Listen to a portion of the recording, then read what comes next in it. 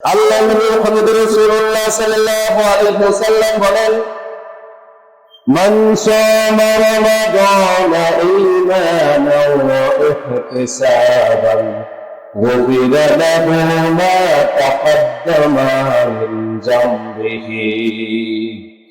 আল্লাহ রাব্বুল আলামিন রমজানকে বান্দার উপর আবশ্যক করে দিয়েছেন। এই রমজানের সিয়ামকে পরিপূর্ণভাবে, ফজিলতপূর্ণভাবে, মর্যাদাপূর্ণভাবে বান্দা যদি আদায় করতে চায়, বান্দা যদি গুরুত্বের সহিত আদায় করতে চায়, বান্দা যদি এই রমজান থেকে 100% ফজিলত অর্জন করতে চায়, দুটি বিষয় রাব্বুল আলামিন আবশ্যক করে দিয়েছেন।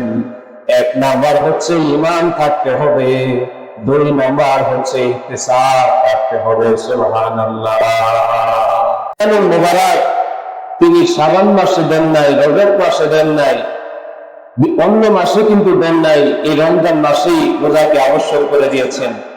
এই রমজানের রোজা যখন বান্দার উপর ফরজ ছিল না, তখন বান্দা বিভিন্ন ভাবে হেলায় বেলায় এই মাসে আমল করতো বা করতো না, কিন্তু যখন দ্বিতীয় শাবান তারিখে এই রমজানকে আবশ্যক করে দেওয়া হলো, এই রমজান তারপর থেকে এমন ভাবে সুন্দরভাবে, সুশৃঙ্খল ভাবে বান্দার জন্য ফরমালিটি ভাবে আল্লাহ সুবহানাহু ওয়া তাআলা একটি রুলস এবং রেজুলেশন করে দিয়েছেন, যে রুলস এবং রেজুলেশনের মাধ্যমে বান্দা সর্বোচ্চ মাকাম পরকালে জান্নাতুল ফেরদাউস নসিব করতে পারবে। সকলে বলি সুবহানাল্লাহ। আল্লাহ সুবহানাহু ওয়া তাআলা এই রমজান মাসের গুরুত্ব হিসেবে আমরা যে আমল করব, কোন গুরুত্বের দিক দিয়ে বেশি প্রাধান্য দিব, কোন বিষয়টিকে, সেই বিষয়টির মধ্যে প্রথম যে বিষয়টি আসবে সেই বিষয়টি হচ্ছে রোজা আমরা পালন করব ঈমান এবং ইহতিসাবের সহিত। সকলে বলেন, রোজা কিসের সহিত পালন করব? ঈমান এবং ইহতিসাবের সহিত। আল্লাহ নবী মুহাম্মদ রাসূলুল্লাহ সাল্লাল্লাহু আলাইহি ওয়াসাল্লাম বলেন, মান সামা রমাদানা ঈমানান ওয়া ইহতিসাবান গুফিরা লাহু মা তাকাদ্দামা মিন যামবিহি। আল্লাহ রাব্বুল আলামিন রমজানকে বান্দার উপর আবশ্যক করে দিয়েছেন। এই রমজানের সিয়ামকে পরিপূর্ণভাবে, ফজিলতপূর্ণভাবে, মর্যাদাপূর্ণভাবে বান্দা যদি আদায় করতে চায়, বান্দা যদি গুরুত্বের সহিত আদায় করতে চায়, বান্দা যদি এই রমজান থেকে 100% ফজিলত অর্জন করতে চায়, দুটি বিষয় রাব্বুল আলামিন আবশ্যক করে দিয়েছেন। এক নাম্বার হচ্ছে ঈমান থাকতে হবে, দুই নাম্বার হচ্ছে ইহতিসাব থাকতে হবে। সুবহানাল্লাহ। এবার এক নাম্বার হচ্ছে ঈমান থাকতে হবে, দুই নাম্বার হচ্ছে ইহতিসাব থাকতে হবে। এই ঈমান এবং ইহতিসাবের সংজ্ঞা অনেক লম্বা হয়ে যাবে, অত্যন্ত সংক্ষিপ্ত এবং ছোট আকারে আমি বলতেছি যে ঈমানটা হচ্ছে এমন একটি বিষয়, এই পৃথিবীতে আল্লাহ সুবহানাহু ওয়া তাআলা রব হিসাবে যে সমস্ত কাজগুলি বান্দার জন্য করা আবশ্যক করে দিয়েছেন, ওই সমস্ত কাজগুলি করা, আর যে সমস্ত কাজগুলি নিষেধ করেছেন ওই সমস্ত কাজগুলিকে 100% নিজের মন থেকে, খায়েশ থেকে 100% মেনে নেওয়ার নামই হচ্ছে ঈমান। সকলে বলি সুবহানাল্লাহ।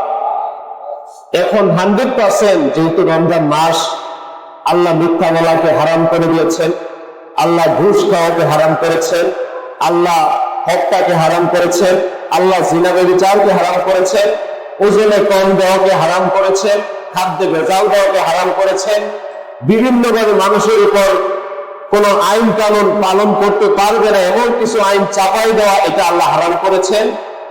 এমনকি রমজান মাসে মানুষ যে ইফতার করে, ইফতারের মধ্যে সরিষার দানা পরিমাণ যদি কোনো অকল্যাণ কেউ ঢুকায় দেয়, এটাও আল্লাহ সুবহানাহু ওয়া তাআলা হারাম করে দিয়েছেন। ঠিক কিনা বলেন?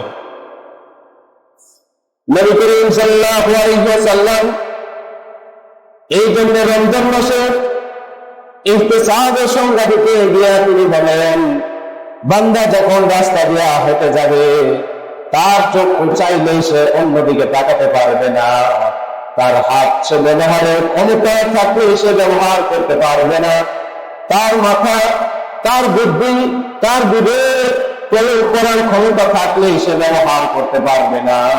ওই কাজে ব্যবহার করতে হবে যেটা ব্যবহার করলে রব্বুল আলামিন খুশি হয়ে যান। সুবহানাল্লাহ।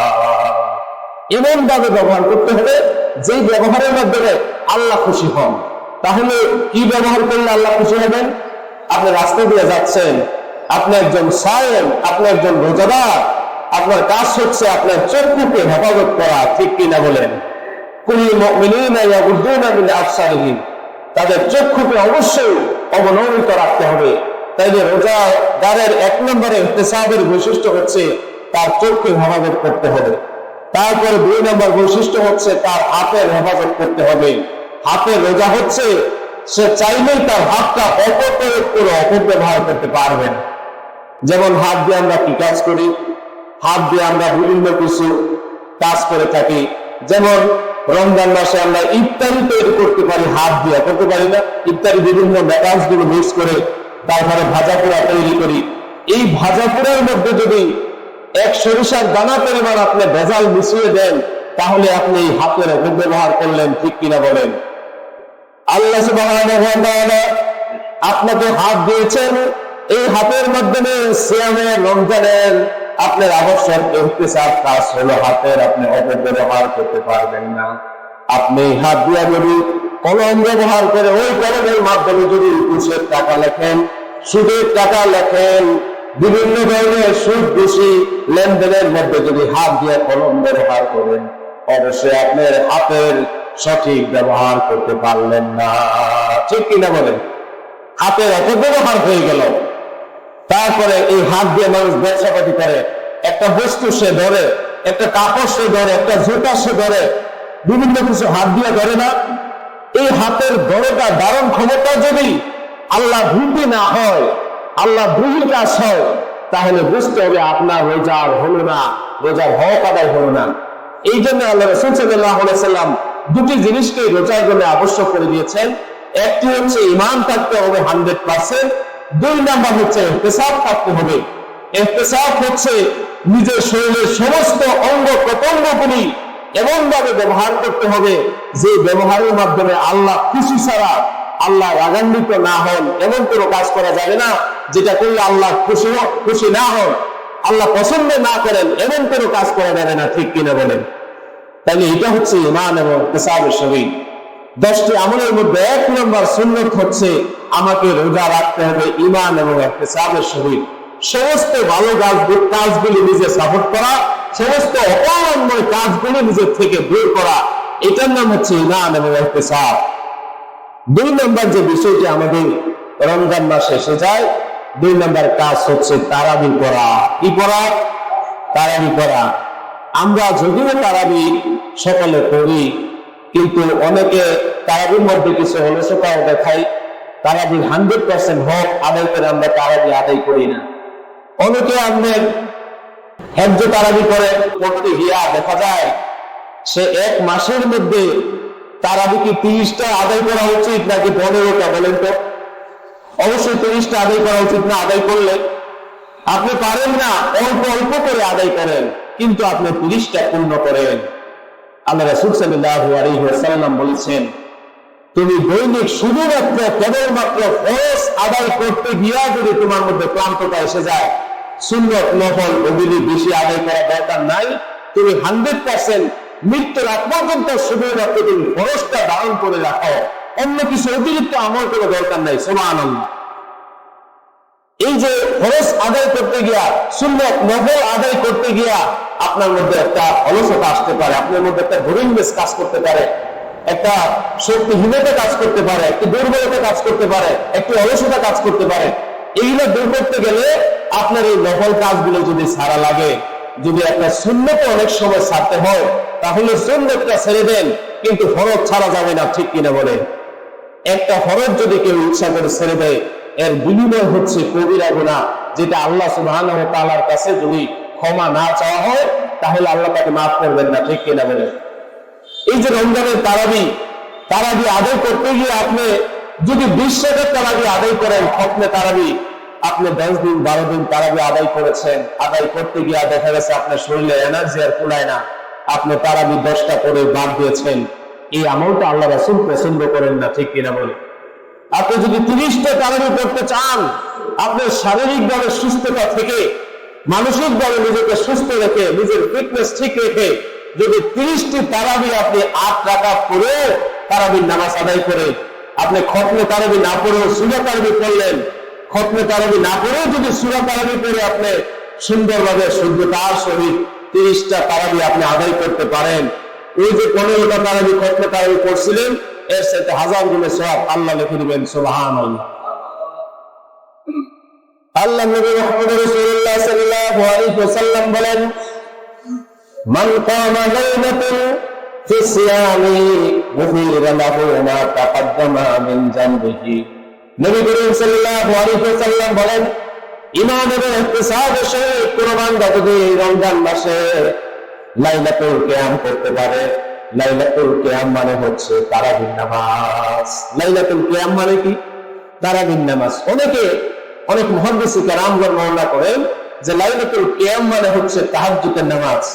তাহাজ্জুদের নামাজটা কি নামাজ? নফল না ফরজ না ওয়াজিব? বলেন তো। নফল নামাজ না? এই তারাবির নামাজটাও কিন্তু নফল নামাজ। আল্লাহ রাসূল সাল্লাল্লাহু আলাইহি ওয়াসাল্লাম সাহাবীদেরকে নিয়ে জামাতে কোনদিন একদিনও তিনি তারাবি পড়েন নাই। জামাতে যদি এই জামাতের সহিত এই তারাবিটা যদি তিনি পড়তেন তাহলে অবশ্যই এই তারাবিটা একদিন ওয়াজিব অথবা ফরজ হয়ে যেত। সুবহানাল্লাহ। এই জন্য নবী করিম সাল্লাল্লাহু আলাইহি ওয়াসাল্লাম তারাবি নামাজ আদায় করার ব্যাপারে সাহাবীদেরকে নির্দেশ দিয়েছেন, সাহাবীরা তোমরা নিজেরা আদায় করো, আমি আমারটা আদায় করি, তুমি তোমারটা আদায় করো। সমস্ত সাহাবীদেরকে এইভাবে লাইলাতুল কিয়াম পড়ার জন্য বলেছেন, কিন্তু একসাথে নামাজবদ্ধ হয়ে নামাজ পড়তেন। আল্লাহ সুবহানাহু ওয়া তাআলা এই নামাজের বিধিনে অবশ্যই মানুষের জন্য সমস্ত উম্মতের জন্য এই নামাজটা তিনি ফরজ করে দিতেন। এই জন্য ওই সময় নবী করিম সাল্লাল্লাহু আলাইহি ওয়াসাল্লামের সময় জামাতবদ্ধ হয়ে নামাজ পড়তে নিষেধ করেছেন, তারাবির নামাজ। আমাদের সমাজে ক্ষেত্রে বিশেষ করে আমাদের আলেমদের মধ্যে কেউ 20 রাকাত, কেউ 8 রাকাত, এটা নিয়ে কন্ট্রাডিকশন আছে কিনা সমাজে বলেন? ইন্টারনেট যদি খোলা হয় এক দেশটা তর্ক আর বিতর্কে দেখা যায়, ঠিক কিনা বলেন? এই তর্কে আর বিতর্ক দেখতে গিয়া কিছু মানুষ তারা বলে যে কোন কথা বলে কোন জ্বালা চুপ রাখাই বালা, এই জন্য তারা 20 রাকাত করে না, 8 রাকাত হয় না, চুপ করে ঘরে বসে একাই বলে। সকলে বলি নাউজুবিল্লাহ। এই যে তারাবির সিস্টেম, এটা রুলস হযরত ওমর রাদিয়াল্লাহু তাআলা তৈরি করেছেন তারাবির নামাজ। এই জন্য এটা এমন একেবারে ফরজ নামাজ না যেটা আমাকে না আদায় করলে আবার কবিরা গুনাহ হয়ে যাবে, এমনটি করা যাবে না, ঠিক কিনা বলে? তাহলে আমাদের 2 নম্বর কাজ হচ্ছে আমরা তারাবি পড়বো, এমন ভাবে পড়বো একেবারে 30 তারাবি পর্যন্ত যাতে আমি শেষ করতে পারি। যদি কমও করি বেশি করি, আপনার ইচ্ছা আপনি 8 রাকাত পড়েন, ইচ্ছা আপনি 12 রাকাত পড়েন, 16 রাকাত পড়েন, 20 রাকাত পড়েন, এমনকি 40, 50, 100 রাকাতে যদি আপনার শরীরকে ফিটনেসকে আপনার মাইন্ডকে ঠিক রেখে যদি আপনি আদায় করতে পারেন তাহলে প্রত্যেকটা নামাজে আপনার কবুল হবে। তবে ওইটা পছন্দনীয় নয় যে আপনি বেশি আদায় করতে গিয়ে 2 দিন পরে আপনি ঝরে গেছেন, এটা আল্লাহ রাসূল পছন্দ করেন না, ঠিক কিনা বলে? সম্মানিত উপস্থিতি, তাহলে আমাদের তারাবি করতে হবে মিডিয়াম র্যাঙ্ক, খুব বেশিও না, প্রেসারও না, আবার হাই একেবারে অলসতার মধ্যেও না, মিডিয়াম ভাবে আমলগুলো করতে হবে। আল্লাহ রাসূল সাল্লাল্লাহু আলাইহি ওয়াসাল্লামকে জিজ্ঞেস করা হলো, ইয়া রাসূলুল্লাহ, আপনি কেমন আমল পছন্দ করেন? খুব বেশি আমল করা নাকি একেবারে কিন্তু একেবারে অল্প অলসের মতো আমল করা, কোনটা আপনার কাছে গ্রহণযোগ্য? আল্লাহ রাসূল সাল্লাল্লাহু আলাইহি ওয়াসাল্লাম তখন বলেছিলেন, খায়রুল উমুরি আওসাতুহা, আল্লাহ নবীর কাছে মিডিয়াম পর্যায়ে আমলটা হচ্ছে পছন্দনীয়। সকলে বলি সুবহানাল্লাহ। 3 নাম্বার হচ্ছে সাহারি খাওয়া। 3 নাম্বার কি? এই যে সাহারি আমরা খাবো, সাহারিতে কিছু নিয়ম আছে, আছে কিনা বলেন? এই সাহারিটা হচ্ছে বান্দার জন্য রহমত। নবী করিম সাল্লাল্লাহু আলাইহি ওয়াসাল্লাম হাদিসে ইরশাদ করেন, তাসাহহারু ফাইন্না ফিস সুহুরি বারাকা। আন আনাস রাদিয়াল্লাহু তাআলা আনহু, হযরত আনাস রাদিয়াল্লাহু তাআলা থেকে বর্ণিত হাদিস, নবীজি বলেন, বান্দার জন্য সেহরি, উম্মতের জন্য সেহরি এমন একটি বিষয়, উম্মত যদি সেহরি খেতে পারে ওই সেহরিটা হচ্ছে তার কল্যাণকর জিনিসের মধ্যে বড় ধরনের একটি কল্যাণ। সুবহানাল্লাহ। ছোট কল্যাণ না, বড় ধরনের কল্যাণ। বড় ধরনের কল্যাণ কেন বলা হলো? ইহুদি খ্রিস্টান বৌদ্ধ নাসারারা তারাও রোজা রাখতো, তারা যে রোজা রাখতো ফারকুন বাইনাল মুসলিমি বাইনাল কুফরি, কুফর এবং মুসলমানের মধ্যে রোজার পার্থক্য হচ্ছে তারপর সেহরি তাসাহারুল সেহরি, মুসলমানরা সেহরি খায়, ঠিক কিনা বলে? এই জন্য আল্লাহ সুবহানাহু ওয়া তাআলা এটার মধ্যে অবশ্যই বরকত রেখে দিয়েছেন। অন্য হাদিসের মধ্যে নবী বলেন তাসাহারু ওয়ালা আলা জারাবিন মিন মাই সালাত আল্লাহু আলাইহি মুস্তাহারি। নবী করিম সাল্লাল্লাহু আলাইহি ওয়াসাল্লাম বলেন সেহরি খেতে গিয়া তোমাদের যদি সেহরি খেতে যদি ক্ষমতা না হয়, সেহরি যদি সময় না থাকে, এমন পর্যায়ে হয়ে যায় 1 মিনিট 2 মিনিট 3 মিনিট সময় আছে, এখন যদি আমি লম্বা সেহরি খেতে যাই আমার সময় কুলাবে না। এই জন্য নবীজি বলেছেন একটা খেজুর অথবা 1 গ্লাস পানি দিয়ে যদি তোমরা সেহরি খাও, এইটাও রব্বুল আলামিনের কাছে কল্যাণকর সেহরি হিসাবে ধরা হবে। সুবহানাল্লাহ। 1 গ্লাস পানি আল্লাহ রাসূল নবী বর্ণনা করেছেন, যার ইমনাল মান 1 গ্লাস পানি অথবা একটা খেজুর দিয়ে যদি তুমি সেহরি করো, তারপরে তোমার সেহরি খাওয়াটা একটা নিয়ম, একটা রুলসের মধ্যে আল্লাহ রাসূল সাল্লাল্লাহু আলাইহি ওয়াসাল্লাম নির্ধারিত করে দিয়েছেন। এটা একটা রুলস, এটার মধ্যে কল্যাণ আছে। যদি কেউ সেহরি খেতে পারে তাহলে অবশ্যই তার এই সেহরি খাওয়ার তার 100% ইহতিসাব, ঈমান এবং ইহতিসাবের সহিত রোজা রাখলে যে সওয়াব হয়, ওই সওয়াবের আমলনামায় ওই সওয়াবের লিস্টের মধ্যে তার তালিকাটা লেখা হবে। সুবহানাল্লাহ। এখন এই সেহরি খেতে গিয়ে আমাদের মধ্যে কিছু কিছু বান্দা আছে, কিছু কিছু বান্দি আছে এমন টাইমে সেহরি খায়, কিছু বান্দা একেবারে বেশি আবেগ আপ্লুত, সেহরি তারা রাত 3টার সময় খায় শুয়ে থাকে, আরামসে আরাম গল্প করে, ঠিক কিনা বলে? বসে বসে পান খায় আর নিজের স্বামীর সাথে বিবির সাথে গল্প করে। সেহরি খায় হয়েছে 1.5 ঘন্টা আগে। আবার আরেক দল আছে এমন পর্যায়ে সেহরি খায়, সেহরিও চলতেছে, আজানের টানও চলতেছে, ঠিক কিনা বলে? বাস্তবতা এরকম হয় কিনা? এই জন্য আল্লাহ রাসূল কি সমাধান দিচ্ছেন এই ব্যাপারে? আল্লাহ রাসূল সাল্লাল্লাহু আলাইহি ওয়াসাল্লাম বলেছেন সেহরি খাবার সর্বশেষ সময়ে ইফতার করবা তাড়াতাড়ি, এটা হচ্ছে সুন্নাত। সুবহানাল্লাহ। শেষ সময় বলতে এই যে শেষ সময়টা, এটার একটা মাপকাঠি আছে।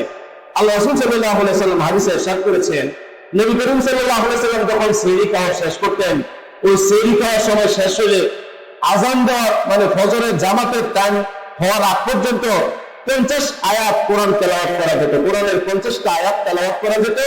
এমন সময়ে আল্লাহ রাসূল সেহরি খাওয়া শেষ করতেন। সুবহানাল্লাহ। তাহলে এই যে সেহরি খাওয়া শেষ, জামাতে দাঁড়াইতে এর মধ্যে 50 আয়াত কোরআন থেকে তেলাওয়াত করা যায়। মোটামুটি একটা টাইম, এখানে একটা ব্রেক আছে না? আছে কিনা বলেন? একবারে অনেক আগেও খাওয়া হয় নাই, একেবারে আজানের টাইমেও খাওয়া হয় নাই, এমন একটি মিডিয়াম র্যাঙ্কে আল্লাহ রাসূল তাকে রেখে দিয়েছেন। এই যে নিয়মটাকে আমাদেরও এমনটি করা উচিত। সেহরি আমরা এমন সময় খাবো যাতে সেহরি শেষ থেকে ওই জামাত থেকে প্রায় 20 থেকে 25 মিনিট সময় থাকে হাতে, অথবা 20 মিনিট 15 মিনিট সময় থাকে। এটি আল্লাহ রাসূল পছন্দ করেন। সকলে বলি সুবহানাল্লাহ।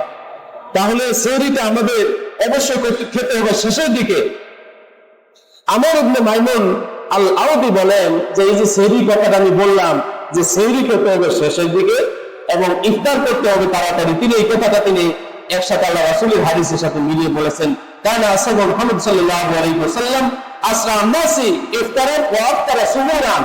তিনি বলেছেন মানুষদেরকে আদর্শ করা হয়েছে তারা যাতে সেহরিটা খায় একটু শেষের দিকে এবং ইফতারটা করে একটু তাড়াতাড়ি।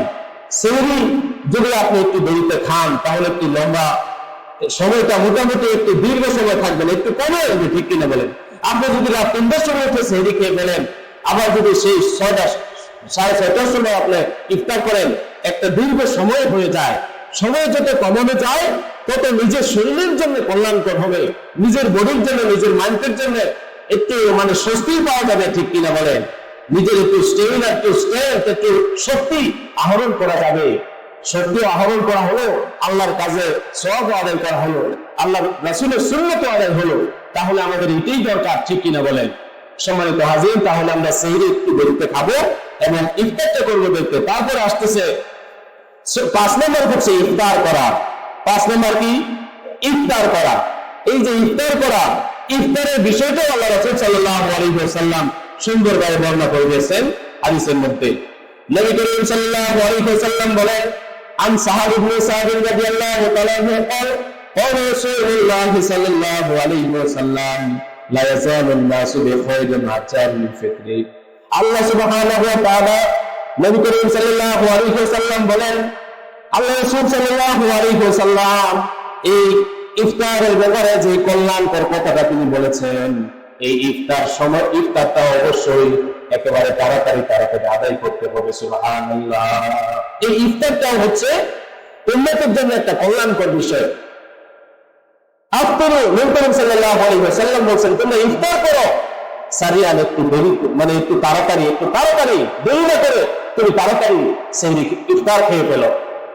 নবী করিম সাল্লাল্লাহু আলাইহি ওয়াসাল্লাম সাহাবীদেরকে নিয়ে একবার তিনি বসে আছেন, ইফতার করবেন। সম্মানিত হাজিরিন, খুব মনোযোগ দিয়ে শুনবেন। আমি আগেই বলেছি, দুই ক্যাটাগরির লোক আছে। এক ক্যাটাগরি হচ্ছে বেশি আবেগ দেখায়, দেখবেন সারাদিন সে রোজা রেখেছে, কাজ করছে, সারাদিন রোজা রাখছে, তার মধ্যে একটা ভাব চলে আসছে, এমন অবস্থা যে এদিকে আজান হচ্ছে, সে বিভিন্ন কাজের মধ্যে ব্যস্ত আছে। এত তারা কিছু রোজা আজান তো দিছে, খাবই তো, একটু সময় যাক না। আল্লাহ রাসূল সাল্লাল্লাহু আলাইহি ওয়াসাল্লাম এমনটি পছন্দ করেন না।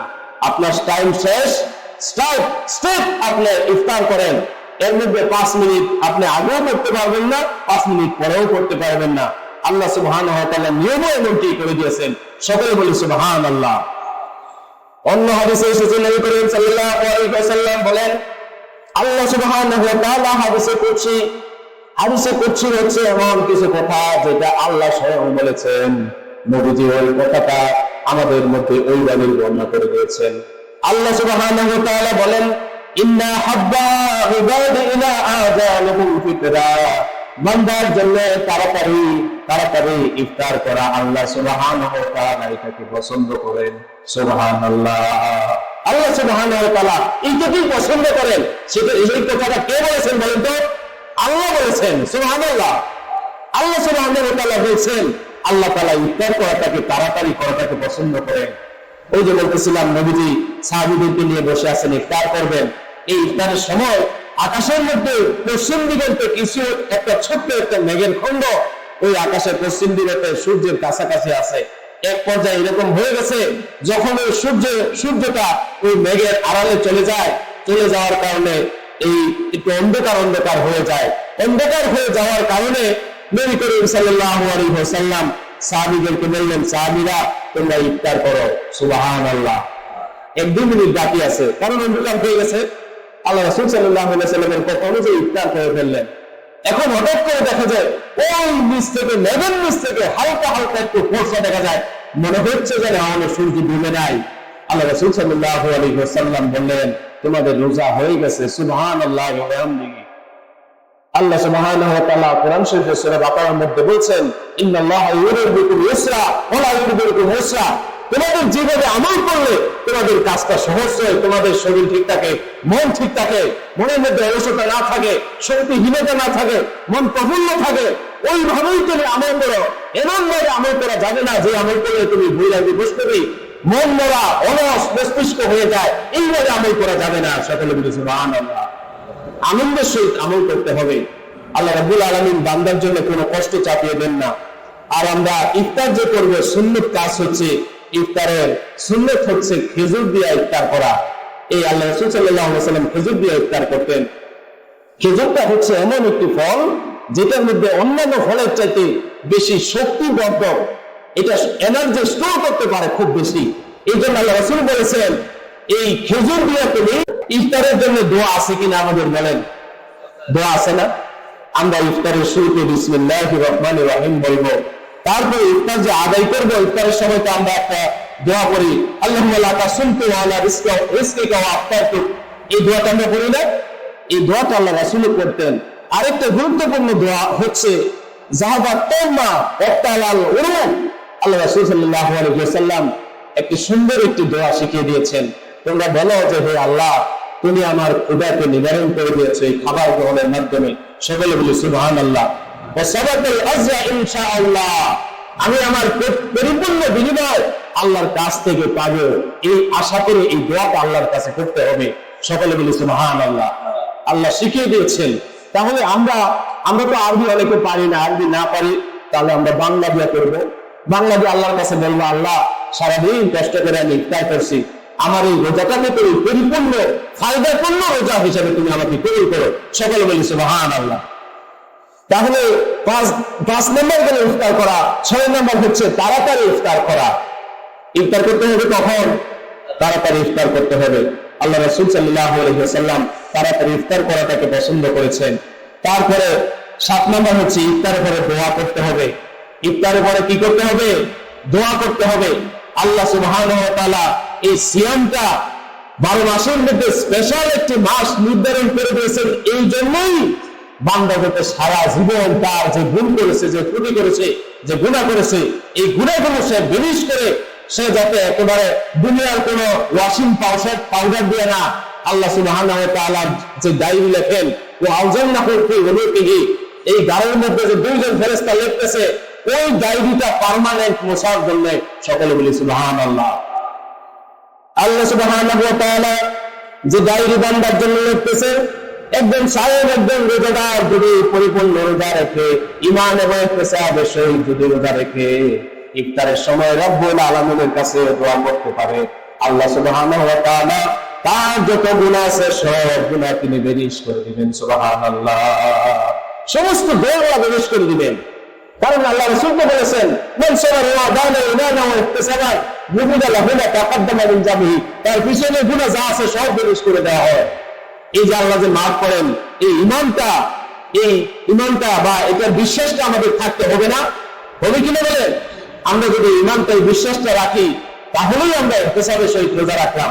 আর যদি সারাদিন রোজা রেখে আমার মনের মধ্যে চুরি চুরি ভাব থাকে, তাহলে বুঝতে হবে আমার মধ্যে কোনো জায়গায় গলদ আছে। ঠিক কিনা বলে? ইফতারটা সুন্দর করে আগে করতে হবে, ইফতার করতে হবে। ইফতার দেরিতে করা যাবে না। পুরান ঢাকার একটা কথা আছে যে সারাদিন তো রোজা রাখা এক কাপ করলাম।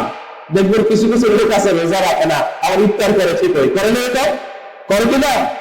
পুরান ঢাকার একটা বাক্য আছে, কথা আছে, তারা এরকমটা মনে করে যে সারাদিন রোজা না রাখা ভুল করছি, এখন কি ইফতার না খেয়ে কমে যাবে না, করবে নাকি? সকলে বলে নাউজুবিল্লাহ। এটা হচ্ছে তাদের মতামত। তাহলে ইফতারের মধ্যে কল্যাণ আছে, তাড়াতাড়ি ইফতার করতে হবে। সুন্নতি খাবার দিয়ে ইফতার করতে হবে।